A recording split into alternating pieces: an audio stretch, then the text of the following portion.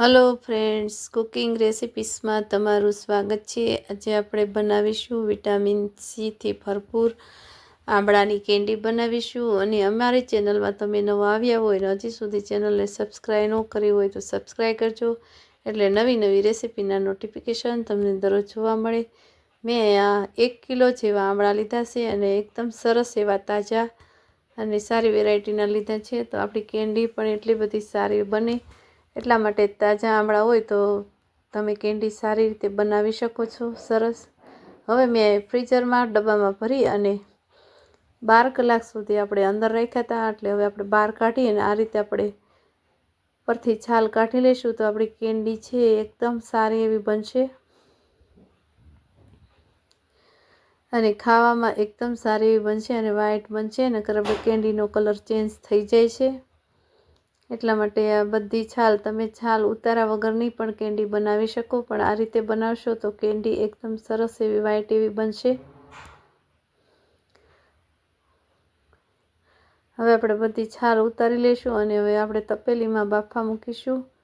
તમે ઢોકળિયામાં પણ બાફી શકો છો। તો હવે પાણી આપણે 3 થી 4 પાવડા આપણે પાણી એડ કરીશું, કેમ કે આપણા આંબળા ડૂબે એટલું પાણી આપણે એડ કરીશું એટલે આંબળા આપણા સારી રીતે બફાઈ જાય।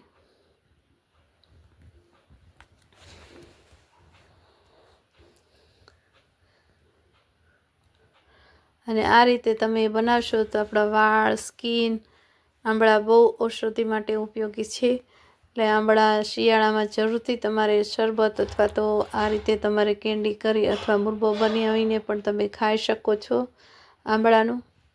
હવે આપણે અહીંયા પાણી થોડુંક હલકું એવું ગરમ થયું છે અને મેં આંબળા એડ કરી દીધા છે। તમે જોઈ શકો છો આપણા આંબળા ડૂબે એટલું જ મેં પાણી એડ કર્યું છે। તો હવે આપણે 10 મિનિટ સુધી આપણે એને ઉકળવા દેશું અને બાફી લેશું। ત્યાં સુધી આપણે ખાંડને મિક્સર જારમાં આપણે દળી લેશું। અહીંયા મેં જેટલા આંબળા છે, કિલો આંબળા હોય તો તમે 700 ગ્રામ જેવી ખાંડ લઈ શકો છો। તો આપણી કેન્ડી એકદમ પરફેક્ટ માપ સાથે હું બનાવું છું।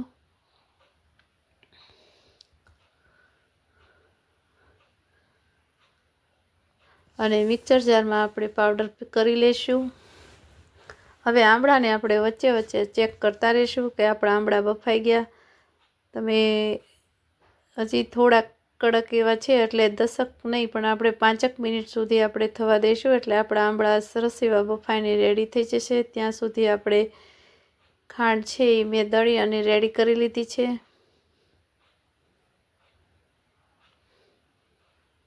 અને તમે બૂરું પણ કહી શકો છો।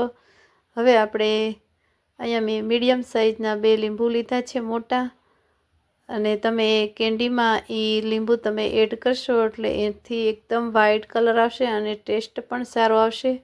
બહાર મળે તેવા જ આપણે આંબળા કેન્ડી બનાવીશું। આ તમે ક્યારેય ન બનાવ્યું હોય તો આ રીતે તમે જરૂરથી ટ્રાય કરજો આંબળા કેન્ડી બનાવવામાં। ઘરે એકદમ સહેલી અને સાવ ઈઝી રીતે આપણે કેન્ડીમાં બહુ મહેનતેય નથી।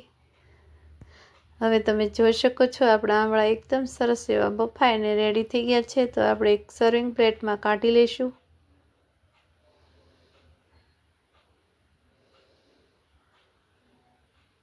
તમે ઢોકળિયામાં પણ આંબળા પાણી નીચે રાખીને ઉપર પ્લેટ રાખીને તમે એમ પણ બાફી શકો છો। મેં ડાયરેક્ટ બાફ્યા છે, 2 રીત છે।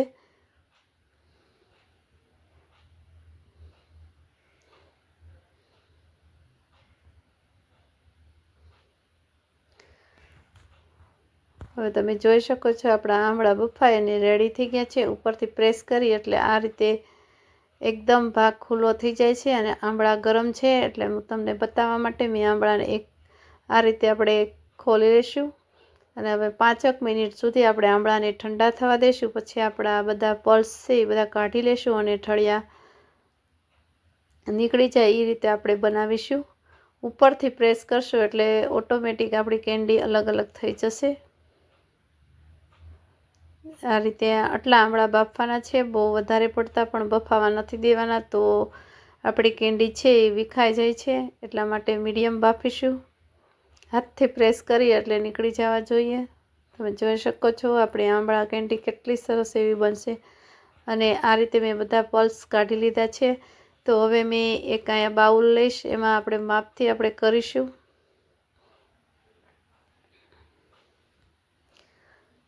હવે આપણે વાટકાનું મેં કોઈ પણ તમે વાટકું કે વાટકીનો સેટથી તમે આ રીતે સેટ કરી શકો છો. તો મેં અહીંયા માપ 2 વાટકા જેટલું 2.5 વાટકા છે, તો તમે પોણા 2 વાટકા જેટલું તમે ખાંડનું બૂરું તમે લઈ શકો છો.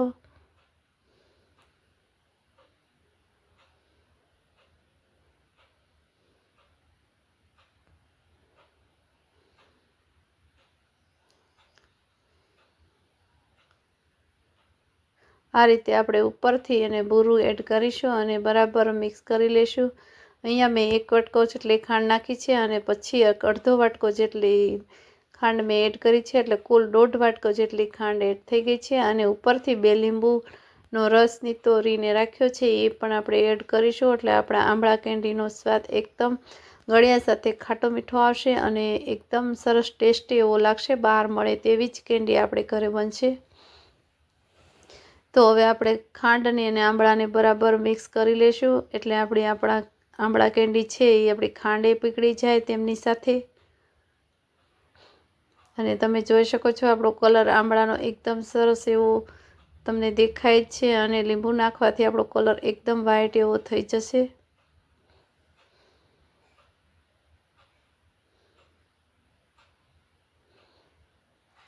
શિયાળાની ઋતુમાં આંબળા બહુ જ આવે છે.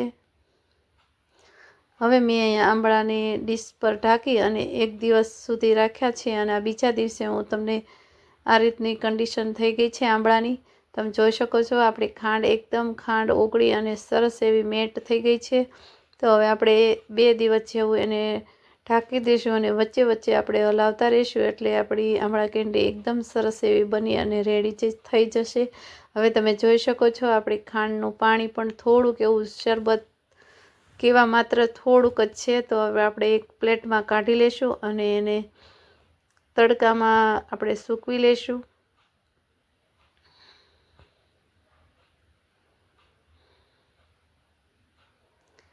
આ રીતે તમે કોઈ પણ કાણાવાળા વાસણમાં પાણી બધું નીકળી જાય એ રીતે આપણે આંબળા કેન્ડી નીચોવી લેશું.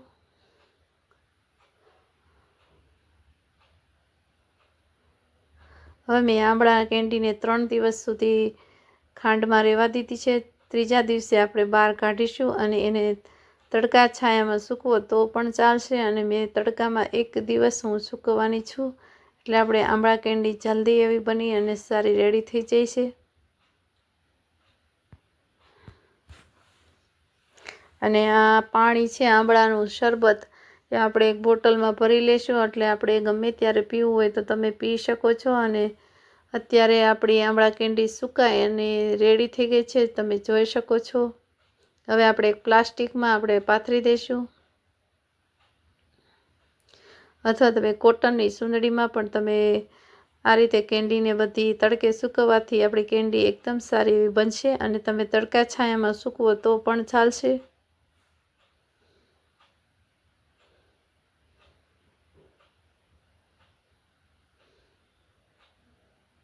અહીંયા મેં તડકામાં સૂકવી છે, એટલે 1 દિવસમાં આપણી કેન્ડી બની અને રેડી થઈ જશે.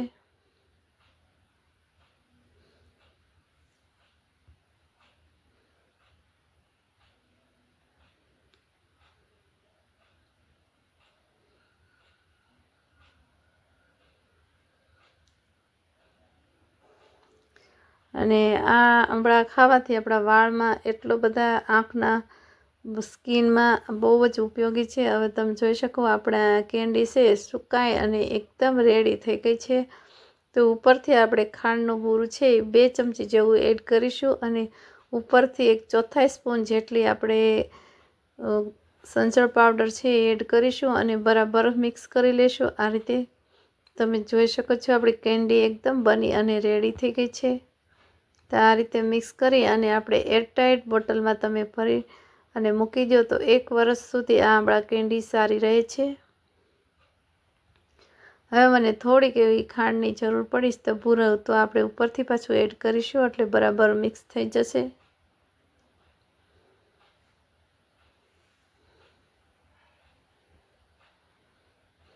આ રીતની આપણી આમળા કેન્ડી બની ગઈ છે। હવે એક આપણે એરટાઇટ બોટલમાં ભરી લેશું।